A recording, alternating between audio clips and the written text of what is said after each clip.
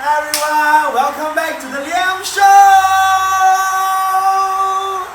Oh, thanks to be here again. And calm down. Love all of you. Thanks to be here, to all of you. Oh my God, today we have a hot topic, and you're not gonna believe it. What the topic is all about. But then, let me take a seat. My back is paining. Today the hot topic is gonna be about malaria breakout in China-Myanmar border. Oh, I know, right? Calm down, people. So, malaria is actually a disease transmitted by mosquito. Yeah, mosquito. So I don't know about it. I ain't expert in this thing. So without further ado, let's welcome our special guest, Professor Felix, to talk about malaria. Hi, welcome, Professor Felix. Come, take a seat. Take a seat. Okay. Alright, Professor Felix, just to ask you a question. So, it's true that malaria is transmitted by mosquito? Yes, but malaria is a vector-borne disease caused by the parasite protozoan Plasmodium. Now, this is transmitted from person to person. This parasite will multiply in the liver subsequently to the bite of the blood cell. Now, this disease causes various non-specific symptoms, such as fever, headache, vomiting, or in severe cases, it can even cause death. Oh my God, malaria causes death? So how do we prevent? So the way we control these mosquito outbreaks is by just using a mosquito repellent, or just keep everything dry, because mosquito lay eggs in a damp place, in damp water pools. Oh, okay. Mosquito lay eggs in water. Interesting. So after all the preventions that you have done for yourself, do you have any treatment for malaria? It's normally treated with anti-malaria drug inducing anthomycin-based combination therapies, or ACTs. However, the most scary part for this is when the parasite actually develop a resistance to these drugs. Now that is scary because we haven't found any drugs yet. Now, nearly 70% of local population of about 280 million were sick of malaria infection. Wow, that's such a huge number, people. Wow. Now, but through genome sequencing, it is possible to identify different strains, develop new treatments. Now, this is key. In fact, there was a study conducted about this outbreak. Oh, really? Yeah. I see. And we have made a video for you so you can easily watch it. Aww, that's so thoughtful of you. Okay, let's watch the video.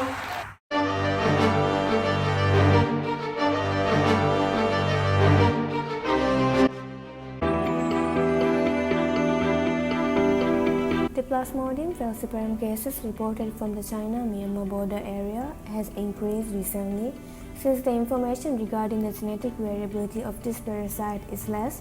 The genome of the parasite isolates were studied. So, how did they do it? Firstly, 6 clinical samples of this Plasmodium found from the China-Myanmar border area were isolated. Then, malaria cases that were positive for single infection were selected. Genomic DNA was extracted from blood using Kassegne DNA blood and tissue kit. Sequencing libraries were then constructed using Illumina TrueSeq. The reds were then filtered by removing adapter and low-quality sequences using Trimormatic 3.0. Then, genome annotation data of 3D7 reference was downloaded from Plasmodb data. In order to identify the single nucleotide polymorphisms of this Plasmodium, the sequencing rates of 6 samples were mapped using Burrows-Wheeler aligner and sequence. Genotyping was done, followed by principal component analysis to compare with samples from around the world. Before moving on to results, let's get familiar with some technical terms.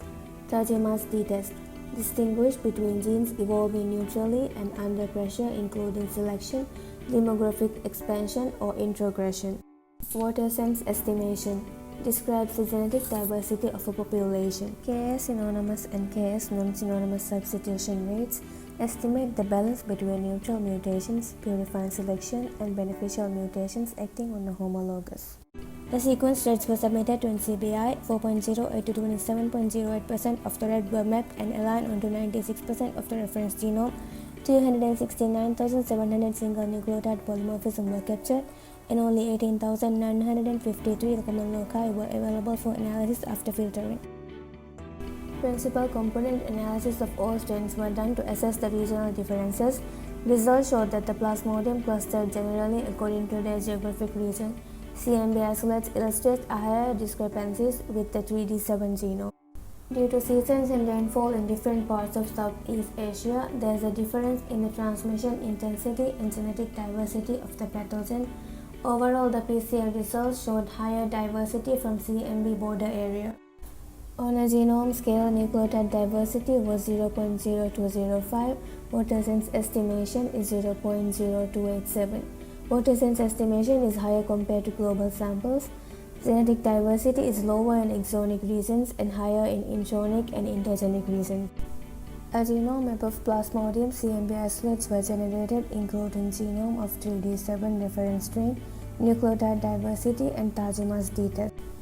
Tajima's test was carried out to find the genes that are not fit for neutral model at equilibrium. They were mostly negative with a mean of negative 1.76. 103 genes were positive.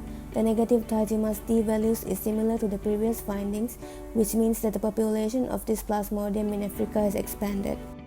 Mean pairwise divergence is higher in gene families associated with red blood cells and immune evasion. Most of the genes that were identified as positive selection with Ka to Ks ratios significantly higher than 1 belongs to the multigene families encoding variant surface antigens such as Ver, Rif, and Staver. The enrichment of the positive selection on VSA genes implied that the environmental complexity subjected to CMB's Plasmodium to more pressure for survival. Due to effective collaboration between China and Myanmar, there is a significant decrease in malaria incidence and mortalities, even in areas with resistance towards artemisinin. This also suggested that the malaria control programs in Myanmar has forced a huge pressure on the Plasmodium in CMB region and have an important role in the diversification process. A thorough understanding of the adaptive process in the pathogen populations present in different endemic areas is needed to control malaria. Wow, that was an amazing video and so much knowledge in it for every one of us, though I don't understand. So for you, people who doesn't understand, so this basically like the China-Myanmar border area has a greater genetic diversity, and the positive selection allow Plasmodium falciparum to fit into the host immune system very well. Now, this makes it difficult to treat a patient.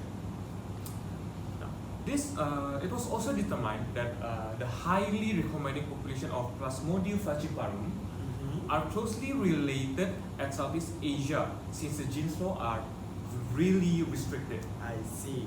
So how does these studies going to help the people out there?